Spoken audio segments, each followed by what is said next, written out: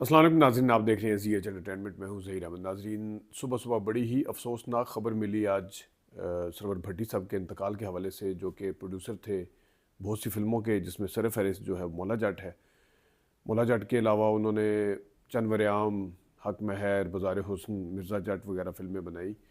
उनकी उनसे मेरी बात हुई थी। वो 15 और 16 दिसंबर को इस्लामाबाद में थे। मैंने बाई चांस फ़ोन किया था, तो मुझे पता चला कि वो इस्लामाबाद में हैं। फिर मैंने उनसे कहा कि अगर इंटरव्यू का कुछ सिलसिला बन सकता है तो, अगरचे मैंने पहले भी 2 साल पहले उनका इंटरव्यू किया था, बड़ा तवील इंटरव्यू था। मेरी ख्वाहिश थी कि मैं उनके सामने आमने सामने बैठ के इंटरव्यू करता, लेकिन वो यहाँ पे एक फरीज़ा सर अंजाम देने आए हुए थे, अहम काम करने आए थे।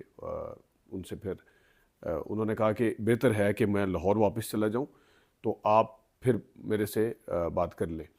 तो नेक्स्ट डे फिर मैंने कॉल की, तो उन्होंने मुझे टाइम बताया था कोई 5:30-6 बजे का। तो मेरे उनसे क्योंकि मैं ज़ाहिर है उस चैनल के ऊपर अपना, जहाँ पे मैं काम करता हूँ, वहाँ था। और उस मैंने फिर उनसे कहा भी कि किसी और टाइम रख लेंगे, तो उन्होंने कहा ठीक है। लेकिन फिर वो बात उस तरह से चल नहीं सकी आगे। कुछ मेरी भी कोताही थी, लेकिन कुछ उस तरफ से भी टाइम बना नहीं उस तरह से। मेरी जिस तरह मैंने बताया कि ख्वाहिश थी, क्योंकि मैंने तवील इंटरव्यू कर चुका था, 2 पार्ट में गालबन किया था मैंने इंटरव्यू। तो सरवर भट्टी साहब जो थे वो बड़े ही खरे और साफ, थोड़े से ज़ुबान के सख्त थे, लेकिन दिल के बड़े अच्छे आदमी थे। और उन्होंने जिस तरह मैंने बताया कि आए हुए थे, और फिर उनका जो कुछ प्लानिंग्स थी उस हवाले से, तो मैंने फिर आज जब सुबह मुझे पता चला, तो मैंने जाज़ेब खान साहब, जो कि बाज़ार हुस्न में भी थे उनकी फ़िल्म में, उनकी पोस्ट पढ़ी, तो मुझे, मैं ज़ाहिर है बीइंग ए जर्नलिस्ट, वैसे तो वो बहुत ही रिस्पॉन्सिबल आदमी हैं। मैंने फिर इसको काउंटर चेक करने के लिए भी, जिस वक्त मैंने क्योंकि वो ख़बर आए हुए ज़्यादा टाइम नहीं हुआ था, तो मैंने जो मुख्तलिफ वेबसाइट हैं अखबारों की, उसमें चेक किया। लेकिन ज़ाहिर है सर भट्टी साहब के इंतकाल की खबर उस टाइम तक अपडेट उस तरह से नहीं हुई थी। फिर मैंने उनके नंबर पे कॉल की, तो उनके सबसे छोटे बेटे मोहम्मद बाहू जो हैं, उन्होंने फ़ोन उठाया। और उनसे जब मेरी बात हुई, काफ़ी ज़ाहिर है इस वक्त के ऊपर बड़ी परेशान थे और बड़ी अफसरदा थे, और बड़ी किसी और के साथ भी पहले बात कर रहे थे। फ़ोन उन्होंने अटेंड किया, लेकिन उस वक्त भी कोई उनके पास था और उनको तसल्ली भी दे रहा था। लेकिन उनसे फिर मेरी बात हुई, तो उन्होंने कहा कि रात को शादी पे गए थे, और उस शादी से वापसी पे फिर जब घर आए, तो उनकी कुछ सांस उखड़ी है पहले। तो उनको फिर हम हॉस्पिटल लेके गए, शेख ज़ायद हॉस्पिटल। तो वहाँ पे वो सीपीआर भी किया उन्होंने, वो जो झटके से वगैरह देते हैं वो भी करके देखा, लेकिन वो जानबर ना हो सके, और इस तरह उनका इंतकाल हो गया। और 3 भाई हैं ये, और जो तीनों लाहौर में हैं, और 2 हमशीरा जो आउट ऑफ कंट्री हैं गालबन। वो कह रहे थे कि शाम को, यानी कि आज शाम को उनका जनाजा है 8 बजे। सरोवर भट्टी साहब के हवाले से क्या कहें, उनकी प्रोड्यूसर्स, जो चंद एक प्रोड्यूसर ऐसे हैं जो अपने आप को असर्ट करते थे, डायरेक्टर के ऊपर जाके वो असर्ट करते थे अपने आप को। वो बताते थे कि जनाब, डायरेक्शन जो है उसके अंदर ये काम करना है। ये नहीं है कि बस वो पैसा लगा दिया और सारी की सारी जिम्मेदारी, अगरचे director captain of the ship होता है, वो किसी किस्म की मेरे ख्याल में बर्दाश्त नहीं करता कि कोई आगे वो करे, बीच में बीच में काम करे इस तरह का, या कोई इस तरह आगे इंटरफेयर करे, आगे मुदाखलत करे।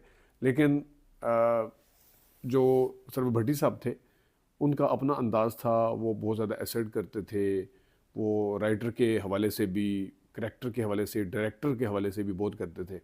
आपने सुना ही होगा कि मौला जट के ऊपर भी उन्होंने हमें भी बताया था कि यूनुस मलिक को मैंने बताया कि ये करना है, वो टांग वाले इशू के ऊपर, और मुख्तलिफ इशू पे उनके अख्तलाफात भी हुए, जिसमें वो नूरी नद की टांग वगैरह का था, वो भी था। फिर और भी बड़ा कुछ वो डायरेक्टर के साथ करते थे। और फिर नासिर हदीब साहब के हवाले से भी उन्होंने बताया भी था कि, और उन्होंने बबांगे दोहल क्रेडिट भी दिया नासिर हदीब साहब को। और लेकिन साथ साथ उन्होंने ये भी बताया था कि ये वाले डायलॉग जो थे ये मैंने लिखे थे, और फ़लाँ डायलॉग जो थे मैंने लिखे थे।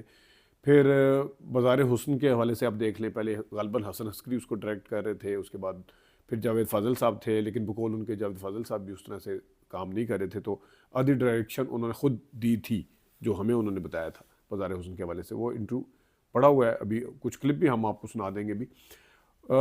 इसके साथ उनका फिर अगर आप जिस समय बताया ना कि वो असर्ट भी करते थे, अपने आप मनवाते भी थे, और फिर वो एक जिस तरह होता है ना, बंदा एक के ऊपर डिपेंडेंट हो जाता है। कि अब यूनुस मलिक साहब ने जब इतनी कामयाब फिल्म दी, तो अगर कोई इस तरह का तगड़ा किस्म का प्रोड्यूसर ना होता तो वो फिर उन्हीं के ऊपर डिपेंडेंट रहते मौला जट वालों की, मतलब कि इसने कामयाब फिल्म दे दी है, बस अब इसके अलावा नहीं जाता। और हमारे यहाँ होता है, यहाँ ये सारा कुछ होता है, लेकिन ऐसा नहीं था, ऐसा नहीं था। उन्होंने देखें मौला जट बनवाई यूनुस मलिक साहब से, फिर उन्होंने मिर्ज़ा जट थी गालबन, वो मसूद परवेज़ साहब से बनवाई, फिर इफ्तिखार खान से बनवाई हक महर, फिर जावेद फाजिल से बनवाई बाज़ार हुस्न। तो इस तरह उन्होंने चेंज किया। तो ये वही बंदा कर सकता है जिसको अपनी सलाहियतों के ऊपर एतमाद होता है और अपने जो फ़ैसले हैं उसके ऊपर मुकम्मल तौर पर एतमाद होता है, वही ये कर सकता है। तो सरवर भट्टी साहब इस लिहाज से बड़े ही यूनिक थे। दूसरा, अगर मौला जट के पॉइंट ऑफ व्यू से बात कर लें तो मौला जट में की जितनी कास्ट थी वो एक एक करके सारे अल्लाह को प्यारे होते जा रहे हैं, हो गए। अब सुल्तान रईस साहब थे, मौला जट का किरदार किया, वो इस दुनिया में नहीं है। कैफ़ी साहब थे, वो इस दुनिया में नहीं है। चकोरी ने माखों का किया, वो इस दुनिया में नहीं। अदीब साहब जो हैं वो नहीं है। इसी तरह और काफ़ी सारे, आसिया साहिबा देख लें, वो नहीं है इस दुनिया में।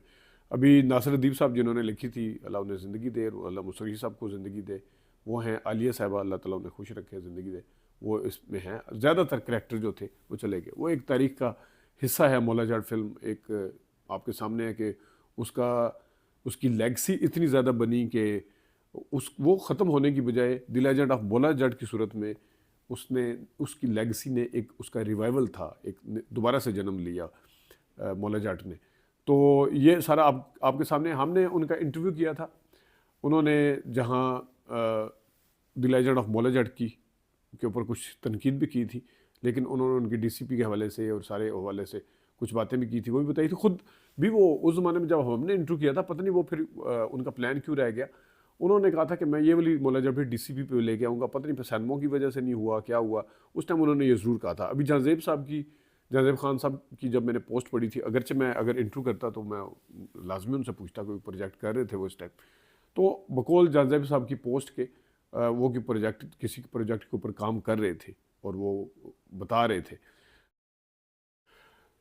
तो नासिर अदीब साहब के हवाले से भी उन्होंने कुछ चीज़ें बताई। नासिर अदीब साहब के साथ उनको सराहा भी, उन्होंने हमारे साथ जब इंटरव्यू दिया था उनको क्रेडिट भी दिया था और कहा था कि मेरे बिल्कुल इन्होंने बहुत ज़बरदस्त लिखा, लेकिन कहीं कहीं उनका शायद इख्तलाफ भी हुआ था और उन्होंने कुछ डायलॉग ख़ुद भी लिखे थे उसके, वो भी बताया था। उसके अलावा बाज़ार हुस्न की भी उन्होंने एक तवील दास्तान बताई थी कि किस तरीके से जावेद फाजिल साहब जो थे वो तंग कर रहे थे उन्हें, या शायद वो फिल्म को छोड़ भी गए थे थोड़ा बकौल उनके।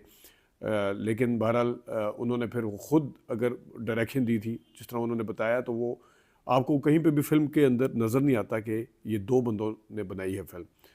तो टॉपिक के हिसाब से एक बड़ा ही ज़बरदस्त था और एक मेयारी फिल्म थी। उसको काफ़ी अवार्ड भी मिले बाज़ार हुस्न को। ये फिल्म अच्छी चली थी। गो के मिर्ज़ा जट या जो हक महर फिल्म थी वो इतनी ज़्यादा नहीं चल सकी थी उनकी, लेकिन टॉपिक के हिसाब से और अपने मौजू के एतबार से और वैसे भी प्रोडक्शन के एतबार से भी हक महर भी एक अच्छी फिल्म थी। उसको भी पसंद किया गया था। चंद वरियाम तो वैसे ही हिट फिल्म थी और मौला जट हिट फिल्म थी। फिर इसके अलावा उन्होंने, अगर आप देखें, मुझे तो अब याद नहीं है ठीक तरह, आप वो इंटरव्यू सुन लीजिएगा। उन्होंने सारों के मुआवजे भी बताए थे मौला जट में, कि सुल्तान रईस साहब को कितना मुआवजा दिया था, यूनुस मलिक साहब को कितना दिया था, मुस्तफ़ा ऋषि साहब को कितना दिया था, आसिया साहिबा को कितनी फ़ीस दी थी, कितना मुआवजा दिया था, ये सारे उन्होंने बताए थे। तो उस इंटरव्यू में सारा कुछ मौजूद है, आप वो देख सकते हैं। Sarwar Bhatti interview on ZH entertainment आप लिखेंगे तो आपके सामने आ जाएगा। इसके अलावा कुछ मैडम नूरजहां साहिबा के हवाले से भी उन्होंने बातें की थी और कुछ यूसुफ खान साहब के हवाले से भी उन्होंने बातें की थी। फिर मौला जट की कहानी के हवाले से, उसके अंदर चेंजिंग के हवाले से भी उन्होंने बातें की थी। नई मौला जट को लेके उन्होंने कुछ बातें की थी और नई मौला जट के हवाले से उन्होंने सराहा भी था नई मौला जट को, और कुछ उन्होंने बताया भी था कि लेगेसी जो है वो असल में उसकी है। और सबसे दिलचस्प बात है, मौला जट जो थी उसकी बिज़नेस के बारे में उन्होंने बताया था। उन्होंने कहा था कि जितना आज के दौर का ये बनता है खरबों में, अरबों में नहीं, उन्होंने बकौल उनके खरबों में, मुझे लगा था जैसे वो एग्जैजरेट कर रहे होंगे, लेकिन उस ज़माने के एतबार से और आज के ज़माने के एतबार से क्योंकि वो बता रहे थे, तो उन्होंने कहा था खरबों में टैक्स दिया था उसने। और मौला जट के हवाले से तो खैर सैनमे वाले भी आपको याद है, वो कहते थे कि जो जो जब भी पैसे की ज़रूरत पड़ती थी, वो खुद भी कहते थे, तो एक ऐसा था जो वो कैश करवाते थे, उस फिल्म को लगा लिया जाता था दोबारा से। तो ये थे सरवर भट्टी साहब। अल्लाह ताला उनकी आगे की मंजिलें आसान करे और उनके घर वालों को सब्र जमील अता करे। हमारा क्योंकि ना सिर्फ हमने इंटरव्यू किया था, बाद में 2-3 दफ़ा उनसे फ़ोन पे भी बात हुई थी, अभी रिसेंट पास्ट में महीना नहीं हुआ उनसे बात हुई थी। तो बड़ा ही दुख हुआ, बहुत अफसोस हुआ। उम्मीद है आप भी उनके लिए दुआ गो होंगे। अपना ख्याल रखिएगा, अभी तक के लिए इतनी इजाज़त दीजिए। अल्लाह हाफ़िज़।